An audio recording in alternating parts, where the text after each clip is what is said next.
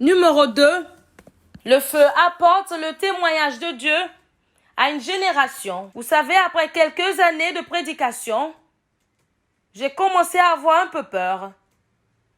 Et je suis retournée à Dieu parce que deux choses étaient vraiment puissantes dans mes messages. Numéro 1, c'était le jugement. Tout le temps, c'était comme un peu de la condamnation.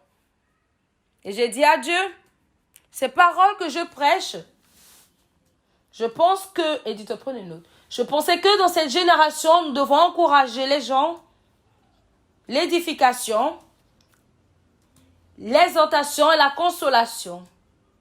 Pourquoi ces messages sont tellement corrosifs? Parce que j'ai commencé à avoir peur que les gens penseront que je fais de l'auto-justice. Et j'ai dit à Dieu, même moi-même, tu continues de travailler sur... Je ne voudrais pas que les gens viennent maintenant pour dire qui est cette personne si orgueilleuse qui pense qu'elle est la seule personne juste, qui juge toutes les autres personnes. Et Dieu m'a dit, ton témoignage est un témoignage de feu. À part le fait que lorsque tu prêches, je convainc les gens parce qu'il essayait de me dire, ne te soucie même pas de ce que les gens pensent. Ce qu'ils pensent, c'est ma responsabilité. Mais toi, j'ai mis ma parole dans ta bouche. Et va dire cela. Je suis celui qui les convainc. Alors, tout ce qu'ils pensent, laisse cela à moi. Il dit, à part cette conviction qui se produit en eux, il dit numéro 2, lorsque tu dis la vérité, cela deviendra un témoignage contre cette génération. Cela deviendra un témoin contre cette génération. Et c'est pour cela que Dieu les jugera. Il dit que voici le jugement qui est venu dans le monde, que la lumière est arrivée, mais les hommes ont choisi les ténèbres. Alors si la lumière ne vient pas, il n'y aura pas de légitimité pour juger. Alors si la lumière ne vient pas, il n'y aura pas de terrain juridique pour juger les gens. C'est pour cela qu'il a dit qu'à cause de l'obéissance de Noé, sa génération a été jugée. Alors il a dit que cet évangile du royaume sera prêché en tant que témoignage. Alors lorsque les hommes rejettent cela, ils n'auront pas d'excuses au jour du jugement qu'ils n'ont pas entendu. Ils vont entendre cela, la manière dont cela sera prêché. Alors, il dit, ne crains rien. C'est là que j'ai réalisé que le feu est un outil de jugement. Et si une génération doit récupérer, cette génération doit être baptisée encore du feu. Pour cela que lorsque Dieu baptise les gens pour le servir, il les baptise de feu, avec le feu. Il dit, vous recevrez le Saint-Esprit, vous recevrez le Saint-Esprit et la puissance. Et la puissance, c'est le feu du Saint-Esprit. Et si une génération manque de feu, cette génération a manqué de témoignage. Peu importe combien intelligent est le message, cela ne peut pas entrer dans le cœur des hommes pour les couper. Lorsque Philippe s'est rendu en Samarie, il a prêché un bon message. La cité était pleine de joie. Mais il y avait des sorciers dans cette église, jusqu'à ce que Pierre ne se montre. Lorsque Pierre s'est montré, il n'a pas seulement prêché la miséricorde de Dieu, il a prêché le jugement de Dieu. Notre génération est dans le besoin d'entendre le jugement de Dieu. Et c'est seulement par le feu que de tels témoignages peuvent sortir. Alors, c'est d'entre vous dont le Seigneur est en train d'équiper les cœurs avec le feu. Mange, et dites, prenez note. Buvez cela. Mangez cela. Lavez-vous dans cela. Vous êtes les témoins que Dieu est en train de susciter pour les derniers jours. Je remercie Dieu pour les docteurs, les enseignants. Susciteront les gens pour la maturité. J'ai fait un enseignement sur le mariage et c'était tellement corrosif. Certaines personnes ont entendu cela et ont dit, est-ce que c'est le mariage que cette personne enseigne? Combattons pour garder un portail. Parce que lorsque j'ai vu la structure, ils ont commencé à s'habiller de manière nue à l'ouest. Et aujourd'hui, tout le monde s'habille nu. Ils ont commencé le féminisme. Ils ont commencé le féminisme dans l'Ouest. Ils ont commencé le féminisme. Ils ont commencé le féminisme dans l'Ouest. Aujourd'hui, cela fait partie de nous. Ils ont commencé l'homosexualité dans l'Ouest. Aujourd'hui, nous avons les homosexuels parmi nous. Aujourd'hui, les mariages sont en train d'être brisés. Si nous ne levons pas les critères selon l'ordre du royaume, nous commencerons à expérimenter les divorces selon l'ordre du jour. Alors nous allons le prêcher, pas seulement pour enseigner les gens, mais également pour servir comme des gardiens, ceux qui gardent les portails. Parce que lorsque cela commence, vous verrez la bonne partie.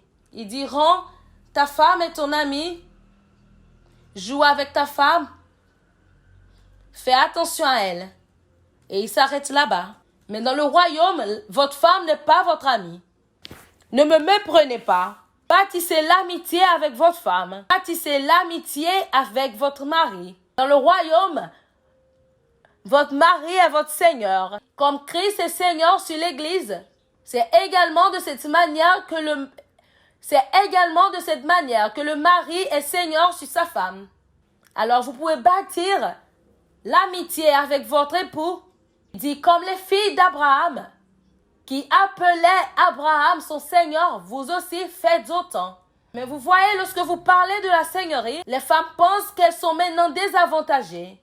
Parce qu'elles pensent que la seigneurie dans ce contexte, c'est celui que Dieu a dit lorsque la femme a été maudite. Vous savez, dans le jardin d'Éden, la femme a été maudite et on lui a également dit ce qui allait se produire sur elle, ce qui allait lui arriver. Dieu lui a dit que son chagrin sera hautement multiplié dans l'accouchement. C'est ça la malédiction. C'est ça la malédiction pour sa rébellion. Et la deuxième chose que Dieu lui a dit n'était pas une malédiction, une interprétation de ce qui va se passer. Il lui a dit, ton mari régnera sur toi, il te dominera. La raison, c'est parce que l'homme a été créé comme domination. Le mot, c'est kuriotes. C'est pour cela que Dieu lui a donné la terre comme sa juridiction. Ce que Dieu disait à la femme, c'est que maintenant que cet homme est tombé, parce que c'est un Seigneur, il ne va pas gouverner, il ne gouvernera plus comme Dieu gouverne. Il gouvernera comme le diable gouverne, parce qu'il a pris la nature du diable. Alors ce qu'il fera, c'est qu'il utilisera son autorité contre toi. Et dans le Nouveau Testament, en Christ, notre seigneurie n'est pas selon l'ordre du diable. Alors le mari n'opprime pas sa femme. L'homme n'opprime pas la femme. La seigneurie de Christ, c'est qu'il aime l'Église et est mort pour l'Église. Alors la seigneurie dans ce contexte, c'est l'auto-déni. Cultiver la femme a fait sortir le meilleur d'elle. Alors lorsque Dieu dit que l'amour c'est pas du tyran, alors lorsque Dieu dit que l'amour c'est pas du tyrannisme, c'est en fait un commandement. Mais regardez ce que l'Ouest enseigne. Ils ont dit, aimez-vous et soyez amis. Vous savez, il y a un bien qui a du mal. La Bible l'appelle l'arbre de la connaissance du bien et du mal. Lorsqu'on dit, soyez amis, cela allait doux. Jusqu'à ce que vous entrez dans le mariage, découvrez maintenant que l'amour a des profondeurs. Il y a philéo, il y a éros, il y a togé, il y a agapé. Philéo, c'est les sentiments. Eros, c'est la romance. Toutes vos amitiés et vos émotions s'arrêtent là. Mais maintenant, lorsque vous vous mariez après 6 mois, vous découvrirez que cette femme que vous voulez embrasser et embrasser pendant toute une année, ce sentiment mourra. Vous découvrirez maintenant que cet homme qui était le maître de l'amour romantique, qui vous appelle à minuit et dit, ma chérie, je t'aime, cette chose mourra.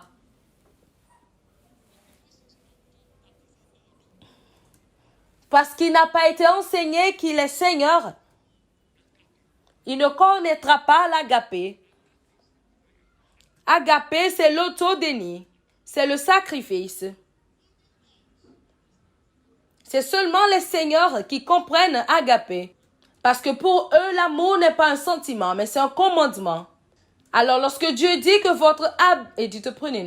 Alors, lorsque Dieu dit que votre mari est votre Seigneur, c'est votre assurance. Alors nous devons combattre cette corruption qui vient de l'Ouest. Nous ne serons pas enseignés par l'intelligence des Royaumes-Unis. Nous serons enseignés par les voies de Dieu. Mais il faudra le feu pour que vous le dites, même si vous êtes la seule personne qui est en train de le dire. Parce que vous savez que vous ne prêchez pas un message, mais vous êtes un témoin. Alors l'une des choses que la présence de Dieu fait et vous fera, c'est qu'il vous mettra en feu. Et tu te prenez note. C'est qu'elle vous mettra en feu. Vous serez capable d'être la seule personne qui marche dans la pureté. Ils peuvent vous appeler des juifs, mais vous apprécierez cela. Vous serez la seule personne qui se mariera en tant que vierge. On vous appellera insensé et vous l'accepterez. Parce que votre feu ne vous laissera pas vous compromettre. Le feu vous donnera l'audacité dont vous aurez besoin pour être un témoin. Et même si cela vous coûtera toute chose, vous vous tiendrez, et tu te prenez note, vous vous tiendrez ferme. Vous tiendrez ferme. Cela peut vous amener à perdre votre boulot. Vous pouvez perdre votre boulot parce que vous ne voulez pas prendre des raccourcis. Ce n'est pas une tromperie. Et tu te prenez note. Ce n'est pas une déception. Il peut vous renvoyer de votre boulot et vous serez au chômage pendant 4 ans. Écoutez, laissez-moi vous dire quelque chose. Il y a un faux évangile qui est venu en Afrique. Et cela est venu de l'Amérique. L'évangile de Dieu, le pourvoyeur de tous nos besoins. Et Dieu prend fin là. L'évangile de Dieu, celui qui double l'argent. Et Dieu est seulement là pour vous prospérer. Et comme cela, nous l'avons reçu. Pensons que Dieu est seulement un guérisseur. Il est seulement un donneur. Et après un moment, comme les gens voient qu'ils n'ont pas reçu les bénédictions qu'on leur a promis, ils retournent chez leurs ancêtres. C'est pour cela que la plupart de vos oncles retournent voir les déités de vos pères, et dites, prenez-nous, de vos pères. Parce que l'évangile qu'on leur a enseigné, c'est que Dieu donne seulement. On ne nous a pas enseigné le royaume pour comprendre. Dans le contexte du feu, notre badge, c'est l'auto-déni. Et nous pouvons choisir de nous tenir de manière juste et perdre notre boulot. Et Dieu n'a pas promis un autre boulot.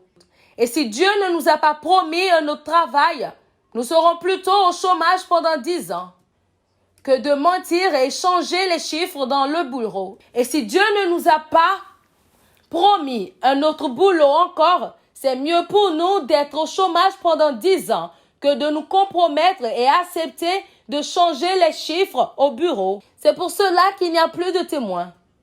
Lorsque le feu vient, un homme sera audacieux à faire la seule... Et dites, prenez note. Un homme sera audacieux à être la personne... Lorsque le feu vient, un homme sera audacieux. Lorsque le feu vient, un homme sera audacieux à être la seule personne qui fait la... Et il le fera, peu importe les conséquences. C'est ce que les 3 garçons hébreux savaient. Ô roi, on ne se soucie pas de te répondre de cette manière. Si tu veux, chauffe la fournaise 7 fois encore. Et même si notre Dieu ne nous sauve pas, nous n'allons pas nous prosterner. Savons que notre Dieu sauve. Et même s'il ne nous sauve pas, nous ne nous agenouillerons pas. Nous cherchons une génération qui connaîtra la présence jusqu'à ce niveau. Une génération qui sera intoxiquée avec le feu. Et ils seront audacieux pour représenter Dieu, même si les conséquences sont difficiles. Parce que le feu, c'est l'obstination. Le feu, c'est un témoin qui ne connaît pas de compromis. C'est une force qui vient de la présence de Dieu, qui garde une génération sainte dans le service à Dieu. Je vais enseigner le dernier. Et ensuite, nous allons bouger l'atmosphère. Apprenez la vérité. La vérité est une arme. La vérité est une arme. Parce que vous pouvez avoir un sentiment de vouloir tomber dans un culte. Et si vous ne savez pas ce que c'est, pendant que vous quittez, depuis le taxi que vous prenez, vous commencerez à prendre des raccourcis. Ah, hey, hey, ah, ah, ah. Lorsqu'un homme marche dans la présence, il entendra des sons. Lorsqu'un homme marche dans la présence, la lumière lui parvient.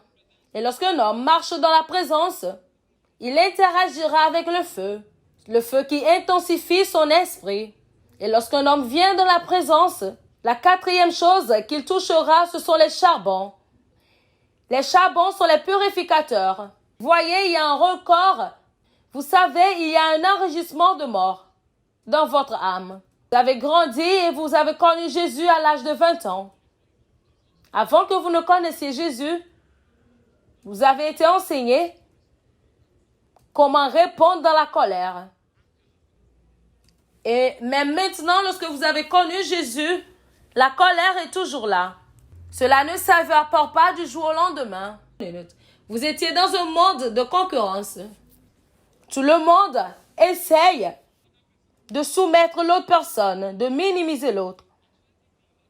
Et toutes les choses que vous faites, vous voulez écraser tous les autres pour être le seul à briller.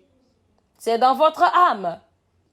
Même maintenant que vous connaissez Jésus, vous savez que ce n'est pas bien. Et c'est dans votre âme. La convoitise, c'est dans votre âme. Ils vous ont enseigné l'iniquité, la pornographie et l'immoralité. Cela est très profond.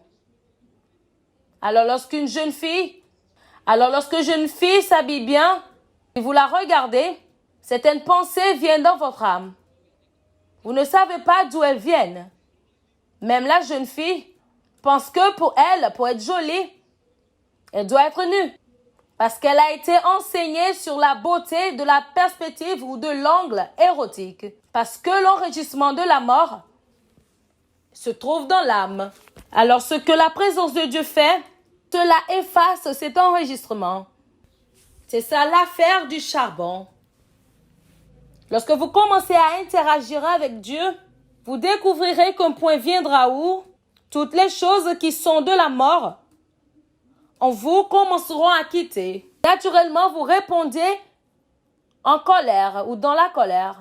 Mais les genres de choses qui vous mettent en colère, vous découvrez que ces mêmes choses se produisent. Mais au lieu de vous mettre en colère avec les gens, vous sentez la compassion. Vous savez que ces personnes ne connaissent pas plus. Comment Jésus pouvait être sur la croix et dire « pardonne-leur ». Ça veut dire qu'il n'y avait pas de mort dans son âme. Ça veut dire qu'il n'y a pas de saleté dans son âme. Les choses que les autres voient et ils disent « Seigneur, aide-moi ». Ça, c'est la tentation. Vous verrez maintenant les gens et vous pleurerez pour eux. Et vous direz que ceux-ci vont en enfer. Vous irez intercéder pour eux. Pendant que d'autres personnes sont tentées par les filles nues et ils se disent « s'il te plaît, ne va pas là-bas ». Vous les voyez, vous êtes submergés de fardeaux. Et vous priez pour que Dieu les délivre. La raison, c'est parce que cette saleté ou cette mort a été effacée. Alors, dans Ésaïe, chapitre 6, il a dit, lorsque le roi Osias est mort, il a dit, lorsque le roi... Alors, dans Ésaïe, chapitre 6, il a dit, lorsque le roi Osias mourut, il dit, j'ai vu le Seigneur. Et les pans de sa robe remplissaient le temple. Et quelque chose s'est passé. Il a été introduit dans la présence du Seigneur. Et ce qu'il a vu là-bas, c'était de la sainteté enflammante, de la pureté, de la haute ordre. C'était la pureté du plus haut ordre. Et immédiatement, personne ne lui a rien demandé. Il a commencé à confesser.